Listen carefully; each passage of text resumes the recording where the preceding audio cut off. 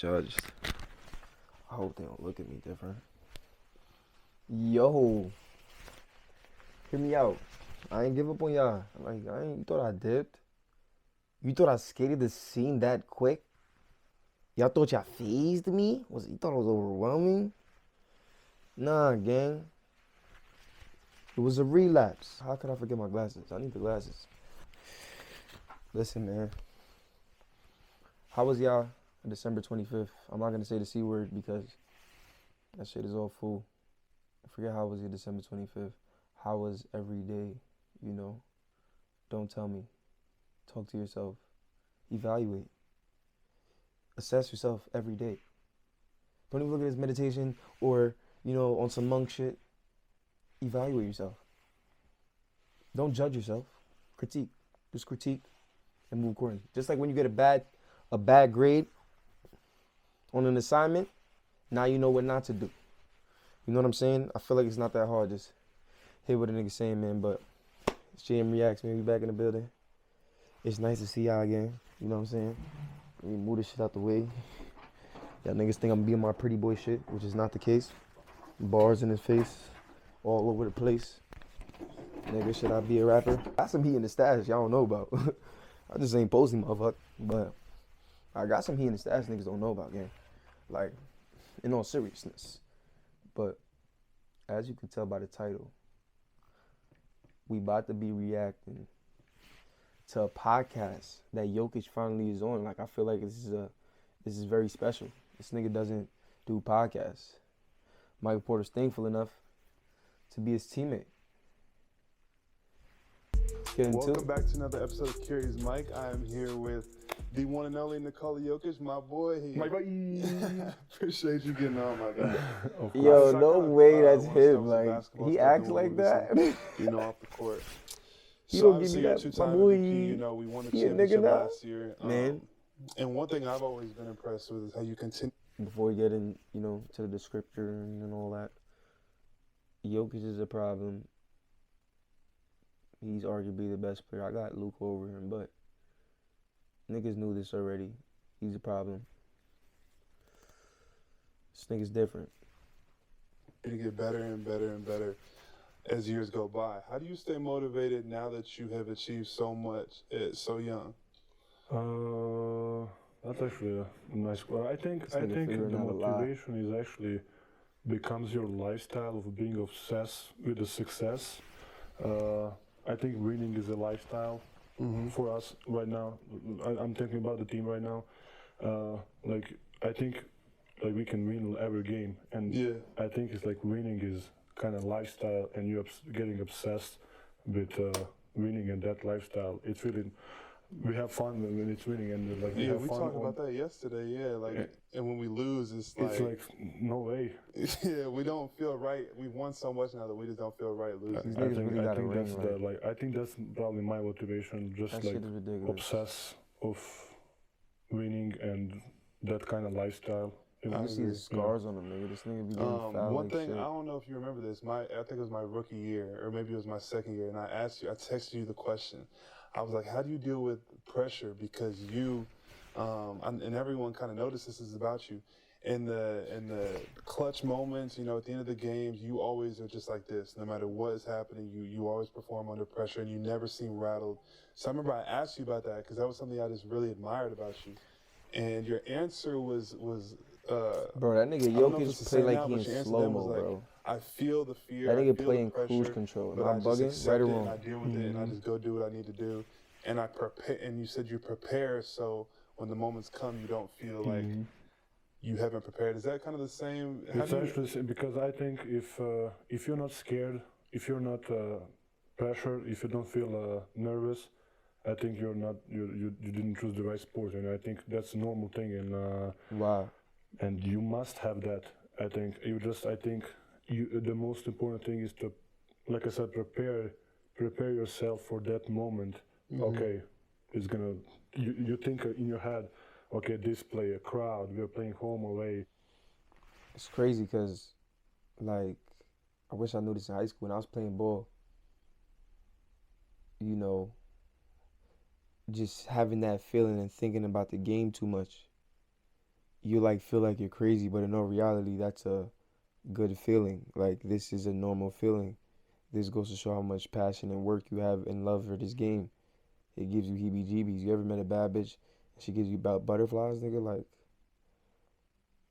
that means she's worth it, bit. Like you know what I'm saying? Like if it's on some nonchalant shit, like you scooped on some cool shit, you let go for sure.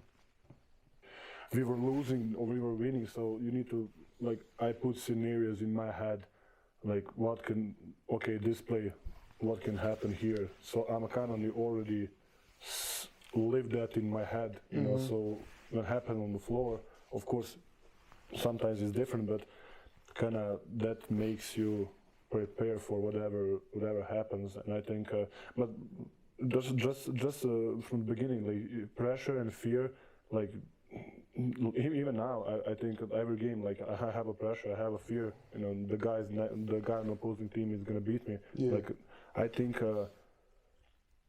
you must have that, or maybe I'm just different thinking. You know. No, I agree. I just Nah, think bro, you you're the carry best yourself center in the such a league, way nigga. You're the that best center no to play one this would be fucking able to game, bro. tell You on know the what you're talking outside about. that you carry You know what pressure you're because you talking just about. seem so nonchalant, non-caring, and it lets you play so free. How much time do you think you actually prepare? Is it like when you step foot in the arena, now your mind is on basketball, or is this something that you carry with you even at home, or like you separate the two? I think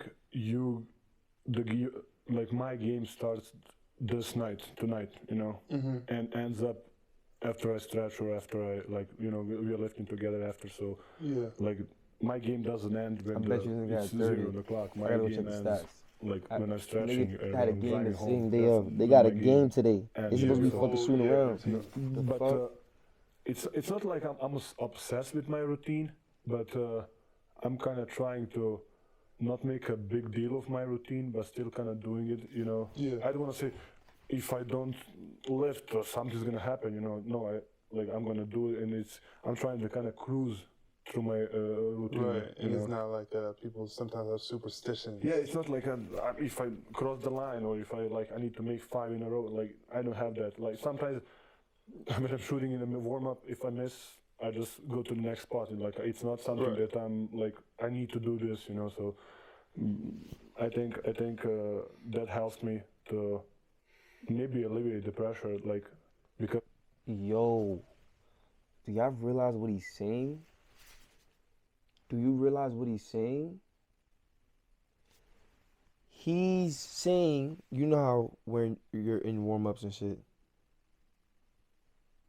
everybody want to hit some shit in a row, right? But in no reality, not all the time you going 5 and 5 on Tracy gang. Not all the time you gonna go 10 for 10 for the field goal for Mitty.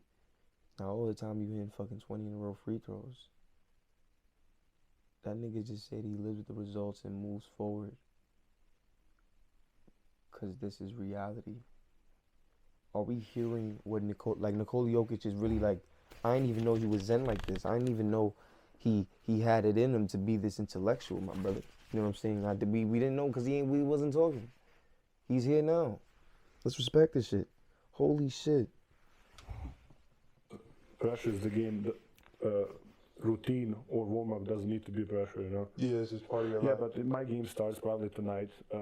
Like even now, you kind of start thinking, okay, like you had Max Struz or whoever is your next opponent tomorrow. Like, this is what he's gonna do. Run off, not run off, shooting, not shooting, dribble, like whatever. He's a good in a pocket. For me, he's a good post-up player. I need to box him out. Like you need to. That's how I'm. You don't need to, but that's how I'm thinking. Like slowly kind of Build up to the actual game. Yeah, preparing myself to the game, and I love to be prepared. That helps. Maybe actually, that helps me with the pressure too. Like being prepared for the game. Like I'm really good at reading the plays and like knowing what they're gonna run, and that kind of IQ on top tier. helped me with the pressure. Because you Like, just okay, I know what's gonna happen. You know, it's.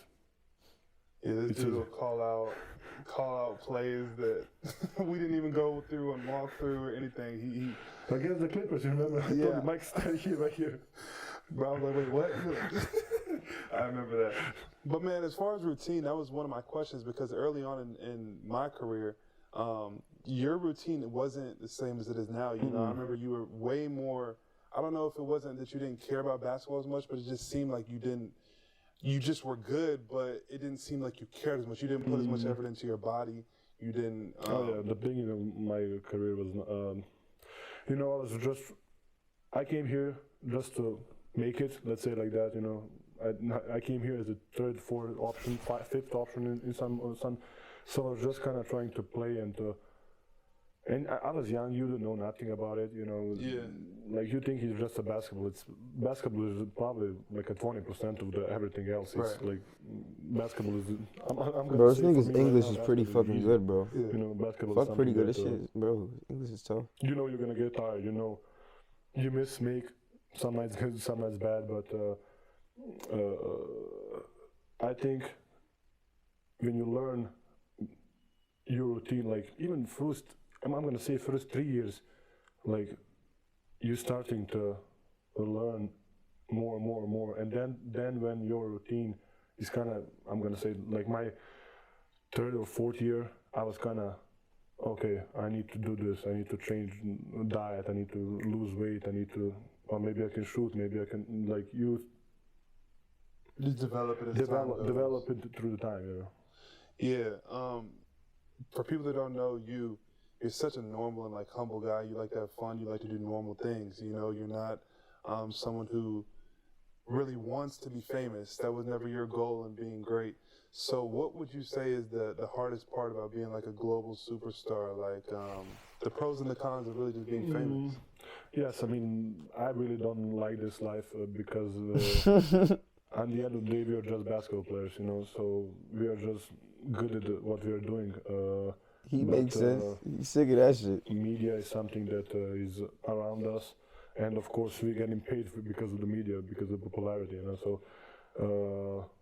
but being famous, I think some people like it, some people don't.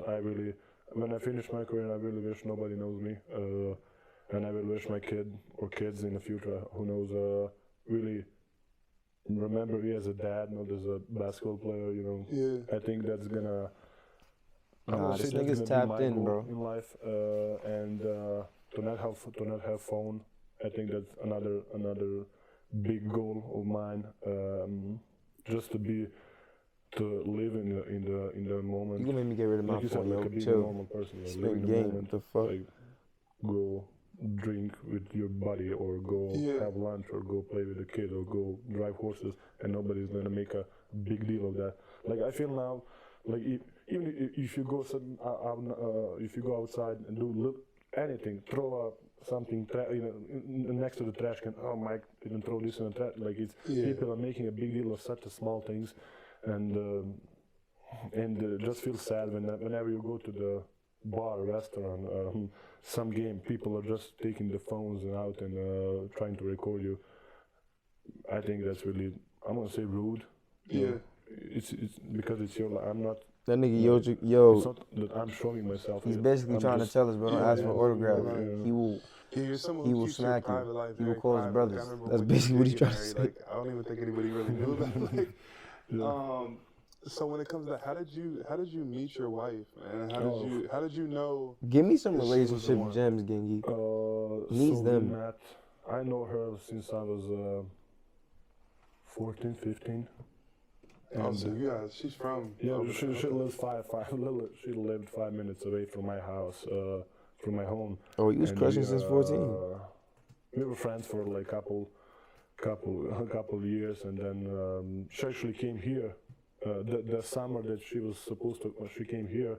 That summer before that, we kind of started, I'm gonna say, dating, and she was playing volleyball in Oklahoma, and we were kind of having a long distance relationship. So how I knew it, to be honest, I didn't knew it, but you know, it just happened to be. I think, to be honest, everything in my life, I never like expected it. Just go, whole my life go like slowly, like an uphill, slowly. Like, I never had like some to knock on the wood. Like I never had some like big drops, you know.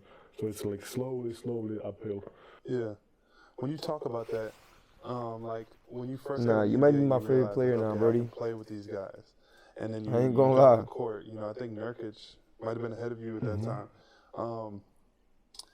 You say like everything just happened to you. Did you realize when you first started playing how good you could be, or was it something that you just kept working, you kept your routine, and you just got better? And or was it something when you first got on the court, you're like, I think I could be the best player in the league? I think that's impossible, but I think, like maybe one from the question from earlier, motivation is that kind of don't relax.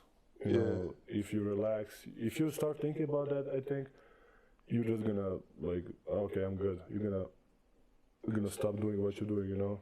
Yes, but when I came here, I was the fifth option. There was like JJ Hickson, Kenneth, Joffrey, and Nurk, and they were all in front of me. And then one year, me and Nurk started to play together. That didn't work well, and Because y'all were damn near the same player, I but had you to just go to the bench violate. because the team was we didn't win a lot of games, and maybe just to give myself a chance, or to play a position that I'm supposed to play or whatever.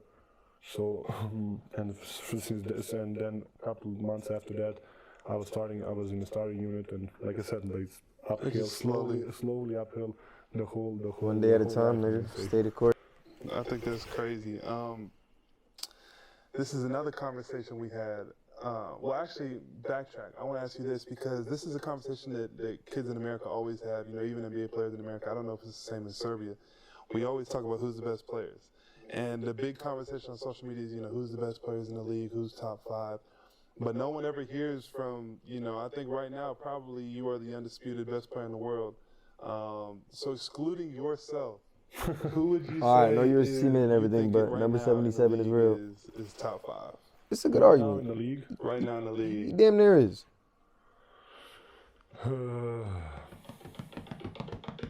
Say Luka. It's tough. There's a lot of talent in the league right now. I think there is I think there is a lot of talent. I think I'm gonna say Joel, Luka. I mean, you gotta put KD and LeBron there. So even they're a little bit older, but I think they can still perform. Amen.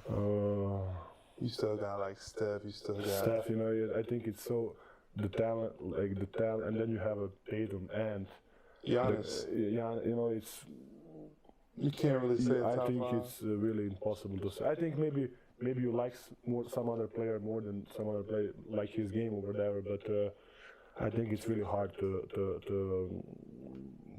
put that top 5 or even top 10. That nigga burp, my shit. Any given night, guys can kind of float in and out of there. Yeah, I agree. One thing that makes our team so special is your ability to be able to figure out defenses. So if they double, from here, we always talk about it in walkthroughs, this is what we're doing. Or if they double from somewhere else, this is what we're doing. So one of the reasons we won the championship was your ability and our ability as a team to kind of figure out different team strategies, and we pretty much have. Yo, he go back to back. For every strategy. Check the blood, bro. He ain't. He is not. Then gives He is not normal, bro. Personally, the biggest challenge, like defensively. I think that was the bubble, right? When they had they had 3-4 big guys. Oh yeah, the Lakers, AD. Yeah, Dwight. they had like AD, Joel. Oh yeah, that was tough. Because it's Damn.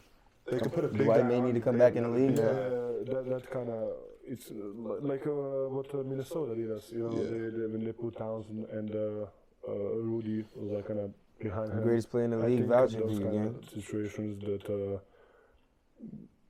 But I think like my game whatever style, whatever it is, it's so like I don't need just post up. Like I can play pick and roll, I can set pick and roll, I can come off the screens. I can just play in the in an open area. I think it's not just. He's saying he's him without saying he's him, y'all. That's basically what I'm trying to tell y'all. Maybe y'all were confused. I agree, man. So outside of basketball, because everyone knows you for a great basketball player, but you know, we're not going to be doing this our whole lives. We probably got, you know, 10 years top. Five, 10 years. Five probably for you. No, 5, 10. I don't know. Sure. Where do you see yourself, I'm going to say 15, 20 years from now? We've had the conversation before how, you know, one of your goals is to not have a phone. You want to live like a normal person. Can you do that in Serbia, or where do you see yourself and how you live in 15 years? I think after the career is over, I think the whole kind of publicity is gonna gone, and I think I'm gonna figure it out. But how I want to see myself is to be around the family, spending days. Probably my kid right now, one kid, but who knows? Maybe they're gonna say play some sport. Maybe they're gonna do something interesting. He said, "Dang, he's crushing. He's making more, y'all." No kidding. you know. I have a couple. Birdie going ham on and off the court. In Italy, Like, in Sweden, in France. Go, maybe race. Jokic is well respected, That's kind of man. my secret goal, to be a driver, like to have fun. You know, travel the world or Europe and race horses. That sounds fun. Yeah, that sounds like a good life. I'm the same way. We actually have a team who's not Nigga, really who big the into fuck is- the you know. What the horse fame is letting thing. this Like, nigga a lot on of him? guys aren't really I big think into so, social too. media. I I think, think bro, that this kinda nigga is what- Jokic is fucking what huge makes as us all shit. enjoy each Pause. other. None of us is trying to like. So I think that's cool. Besides that, I think my last question for you would be, what is your purpose? You think, like, besides inspiring kids through basketball? I don't know if that's what your purpose is, but you know, you got a family now. What is your purpose, and why do you kind of feel like you're here? Like, why do you think God gave you these talents? If you remember, when we won the championship, they put like a video of the people celebrating at their homes. Yeah. I get a goosebumps, crazy. Like we affect so many people just by playing basketball. So I think it's make people happy, you know, make other people happy. I think that's supposed to be our goal. Like that, when I realized when we won a championship, then I was like, for me, like, okay, I felt it more relief than joy, if that makes any sense. When I saw the video, I was like, oh, we affect so many people, like old, young kids, parents. Like it was like, this is a big thing, you know. Yeah. And at the end of the day, we're just playing basketball. So I think that's why we're on this planet Earth, to make other people happy. Well, I think that's what makes you special, bro, is like your ability to be like selfless. Like it shows up in all areas of your life. The fact that, you know, on the court, how selfless you are, but also that you feel like your purpose is to make other people happy. The fact that even though you hate media, you know, I hit you and I was like, bro, would you hop on this podcast? And you're like, yeah, bro, anytime, whenever you want. Like, I think that's another thing I admire about you. So I just appreciate you getting on. Of course, I'm not gonna lie. The best questions since I came to the NBA. For real. For real. Appreciate you, dog. My boy, I appreciate you. Thank you, my friend. Thank you. Appreciate it. Carries Mike out. Yeah.